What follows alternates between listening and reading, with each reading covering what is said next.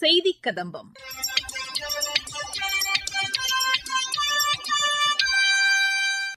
இன்றைய செய்தி கதம்பத்தில் திருச்சி விமான நிலையத்தில் தகவல் ஒலிபரப்புத்துறை இணையமைச்சர் டாக்டர் எல் முருகன் செய்தியாளர்களுக்கு அளித்த பேட்டி, பிரதமரின் சூரிய மின்திட்டம் குறித்து எமது வேலூர் மாவட்ட செய்தியாளர் வழங்கும் செய்தி தொகுப்பு மற்றும் மத்திய அரசின் சமூக வலைதள பதிவுகள் உள்ளிட்டவை இடம்பெறுகின்றன. திருச்சி விமான நிலையத்தில் தகவல் ஒலிபரப்புத்துறை இணையமைச்சர் டாக்டர் எல் முருகன் செய்தியாளர்களை சந்தித்து பேசினார். அவர் பேசுகையில், நம்மளுடைய தமிழ்நாட்டில் எப்பயுமே தமிழக மக்கள் விரும்புகின்ற இனிய தமிழ் மொழி தான் நாம் நடைமுறைப்படுத்தி, நம்மளுடைய மாண்புமிகு பிரதமர் திரு நரேந்திர மோடிஜி அவர்கள் ஆட்சிக்கு வந்த பிறகு யூபிஎஸ்சியில் தமிழ் மொழியில் தேர்வு எழுதுவதற்கு அனுமதிக்கப்பட்டது. அது மட்டுமல்ல, தமிழ் மொழியில் இந்த சிஆர்பிஎஃப், சிஐஎஸ்எஃப், பிஎஸ்எஃப் இந்த மாதிரி துணை ராணுவ படையினுடைய தேர்வுகளில் தமிழில் எழுதுவதற்கு நம்மளுடைய மாண்புமிகு பிரதமர் திரு நரேந்திர மோடிஜி அவர்கள் வந்த பிறகுதான் அந்த தமிழ் மொழிக்கு அங்கே தேர்வு எழுதுவதற்கு அனுமதிக்கப்பட்டது. அது மட்டுமல்ல, இன்றைக்கு தமிழ் தான் உலகத்திலேயே தொன்மையான மொழின்னு உலகம் முழுவதும் சென்று நம்மளுடைய மாண்புமிகு பிரதமர் திரு நரேந்திர மோடிஜி அவர்கள் தமிழுக்கு பெருமை சேர்த்து கொண்டிருக்கிறார்கள். இங்க மட்டுமல்ல, திருக்குறளை கிட்டத்தட்ட 35க்கும் மேற்பட்ட மொழிகளில் மொழிபெயர்த்ததோடு மட்டுமல்லாமல் திருவள்ளுவருக்கு கலாச்சார மையங்களை உலகம் முழுவதும் அமைத்துக் கொண்டிருப்பது நம்மளுடைய பிரதமர் திரு நரேந்திர மோடிஜி அவர்கள். தமிழ்நாட்டினுடைய வளர்ச்சிக்காக கிட்டத்தட்ட 13 லட்சம் கோடி ரூபாய் கொடுத்திருக்கிறாங்க.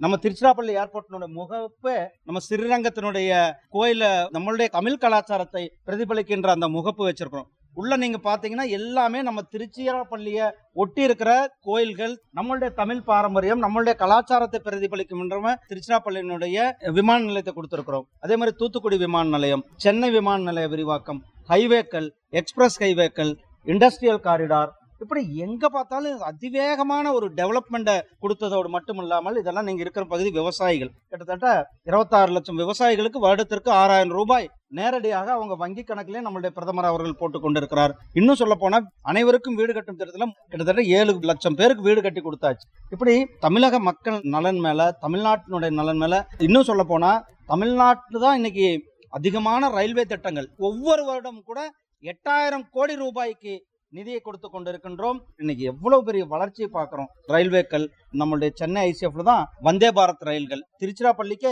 2 வந்தே பாரத் ரயில்கள் போய் கொண்டிருக்கிறது. மொத்தம் 9 வந்தே பாரத் ரயில்கள் கொடுக்கப்பட்டிருக்கிறது. புல்லட் ட்ரெயின் சென்னை, பெங்களூர், சென்னை, ஹைதராபாத், தமிழ்நாடு ஒரு புல்லட் ட்ரெயினுடைய ஹப்பாகவே மாறும். இதனுடைய வளர்ச்சியினுடைய வேகத்தை, லாஜிஸ்டிக் பார்க், போன மாட்டி மதுரைக்கு வரும்போது கிட்டத்தட்ட 4700 கோடி ரூபாய்க்கு நிதியானது கொடுக்கப்பட்டிருக்கிறார். பிரதமரின் சூரிய மின்சக்தி திட்டம் குறித்து எமது வேலூர் மாவட்ட செய்தியாளர் வழங்கும் செய்தி தொகுப்பு. மத்திய அரசு பிரதான் மந்திரி பிஜிலி யோஜனா எனப்படும் சூரிய மின் திட்டத்தின் கீழ் 2027ஆம் ஆண்டுக்குள் 1 கோடி சூரிய மின் தகடுகளை நிறுவ இலக்கு நிர்ணயிக்கப்பட்டுள்ளது. இந்த திட்டத்தின் கீழ் ஒவ்வொரு குடும்பமும் சூரிய மின் தகடுகளை நிறுவினால் ஒவ்வொரு ஆண்டும் சுமார் ரூபாய் 75,000 கோடி மதிப்பிலான மின்சாரத்தை மிச்சப்படுத்தி கார்பன் பயன்பாட்டை குறைக்க மத்திய அரசால் நடவடிக்கை எடுக்கப்பட்டுள்ளது. இந்த திட்டத்தின் கீழ் 3 கிலோவாட்ஸ் மின் உற்பத்தி சூரிய மின் தகடுகளை அமைப்பதற்கு சுமார் 2,25,000 வரை செலவாகும். இதில் மத்திய அரசு ரூபாய் 78,000 வரை பயனாளிகளுக்கு வங்கிகள் மூலம் நேரடியாக மானியமாக வழங்கி வருகிறது. இதன் மூலம் மாதம் 300 யூனிட் வரை இலவச மின்சாரம் பெற முடியும். வேலூர் மாவட்டத்தில் இந்த திட்டத்தில் ஆன்லைன் மூலம் விண்ணப்பித்து நூற்றுக்கணக்கான பயனாளிகள் சூரிய மின் தகடுகளை பொருத்தி அதன் மூலம் மின்சாரத்தை பெற்று பயனடைந்து வருகின்றனர். இந்த திட்டத்தில் பயன்பெற விரும்பும் பயனாளிகள் விண்ணப்பித்தால் தேசியமயமாக்கப்பட்ட வங்கிகள் ஒரு சில ஆவணங்களை மட்டுமே பெற்றுக்கொண்டு எளிய முறையில் குறைந்த வட்டியில் கடன் நிதி உதவிகளை உடனடியாக வழங்கி வருகிறது. மேலும் விண்ணப்பித்த 15 நாட்களுக்குள் மானிய தொகையினை மத்திய அரசால் பயனாளிகளின் வங்கி கணக்கில் நேரடியாக வரவு வைக்கப்படுகிறது. சூரிய மின் தகடுகளை விற்பனை செய்து வரும் வேலூரை சேர்ந்த ஆனந்த் பிரபு என்ற முகவர் கூறும்போது, இந்த PM சூரியகிரகா ஸ்கீம்ல இந்த 2.25 லட்சம் ரூபாய் வருது 3 kVக்கு. அந்த 3 kVல பாத்தீங்கன்னா 78,000 கவர்மெண்ட் சீரிஸ் வருது. ஸோ இதனால நிறைய பேர் பெனிஃபிட் ஆகுறாங்க. எல்லாருமே இப்போ நிறைய நாங்கள் இன்ஸ்டால் பண்ணிருக்கோம். நாங்கள் இந்த இன்ஸ்டாலேஷன்ல பாத்தீங்கன்னா வேலூர் மாவட்டத்தில் மட்டும் 100கணக்காக பண்ணியிருக்கோம். இந்த PM சூரியகிரகால என்ன நமக்கு பெனிஃபிட்ஸ்னா, பேங்க் லோன்ஸ் ஈஸியாக கொடுக்குறாங்க. நாங்கள் ஆன்லைனில் தான் அப்ளை பண்ணுவோம். அப்ளை பண்ணால் பேங்க் பர்சன் அவங்களே இமீடியட்டாக லோன்ஸ் அவைலபிள் பண்ணிடுறாங்க. அவைலபிள் பண்ண உடனே நாங்கள் இன்ஸ்டால் பண்ணிவிடுவோம். நாங்கள் இன்ஸ்டால் பண்ணிட்டு இபி டீமுக்கு சொல்லணும்னா இபி டீம் வந்து ஆன்கிரிட் மீட்டர் வந்து செட் பண்ணிடுவாங்க. அவங்க ஆன்கிரிட் மீட்டர் செட் பண்ணாங்கன்னா வித்தின் ஒரு 15 daysல அந்த 78,000 சப்சிடி வந்து உங்களுக்கு மானியம் வருது. இந்த ஸ்கீம் அறிவிச்ச பாரத பிரதமருக்கும் மிக்க நன்றி. பிரதான் மந்திரி சூரிய மின்தகடு திட்டத்தின் மூலம் வீட்டிற்கு சூரிய மின்தகடுகளை பொருத்தி மின்சாரத்தை பெற்று பயனடைந்து வரும் சீனிவாசன் என்பவர் கூறும்பொழுது, வீட்டு கரண்ட் பில் 4000, 5000, 6000 வரல மாசம் மாசம் வந்திருந்தது. இது எனக்கு ரொம்ப கஷ்டமா இருந்தது. எனக்கு பாரத பிரதமர் சூரிய மின் திட்டத்தின் கீழே நான் சோலார் பேனல் 3 kV போட்டேன். அது 3 kV போட்டதுல எனக்கு ஒரு நாளைக்கு 12-15 யூனிட் மின்சாரம் எனக்கு இதுல இருந்து கிடைக்குது. எனக்கு இப்ப எனக்கு இபி பில் ரொம்ப கம்மியா தான் வருது. மினிமம் சார்ஜ் தான் இபி பில் வருது. எனக்கு இதனால எனக்கு நல்ல லாபமா இருக்கு. பாரத பிரதமர் கொண்டு வந்த இந்த திட்டத்தை வரவேற்கிறேன். சேலம் மாவட்டத்தில் ஒருங்கிணைந்த சுற்றுச்சூழலை உருவாக்கும் வகையில் மறுசீரமைப்பு பெற்ற மாநகராட்சி ஏரி குறித்து செய்தியாளர் வழங்கும் தகவல்கள்.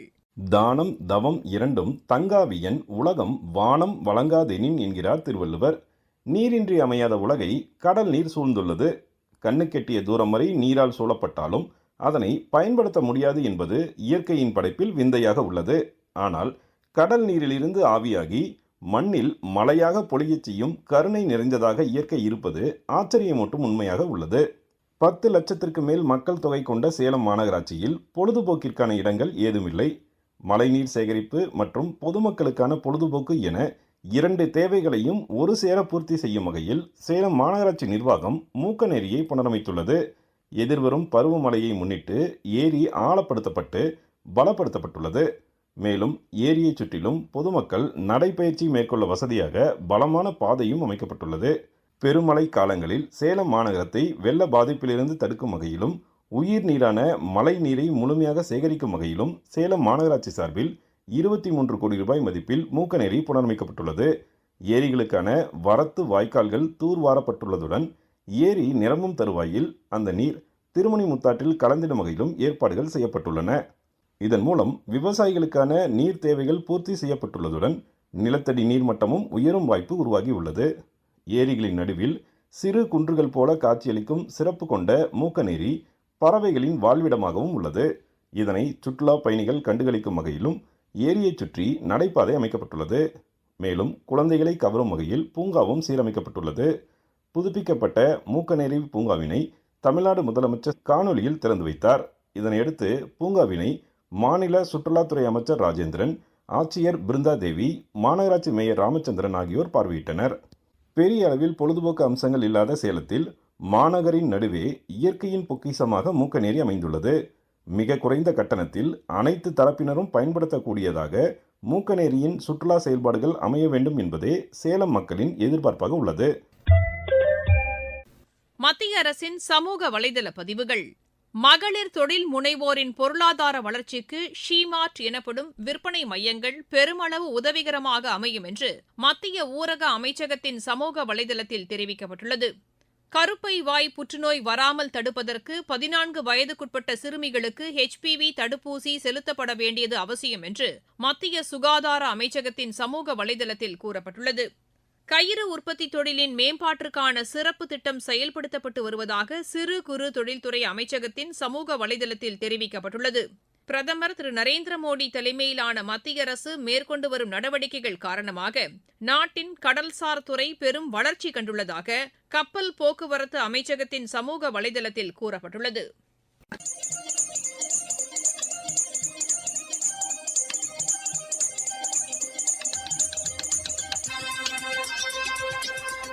இத்துடன் இன்றைய செய்திக் கதம்பம் நிறைவு பெறுகிறது.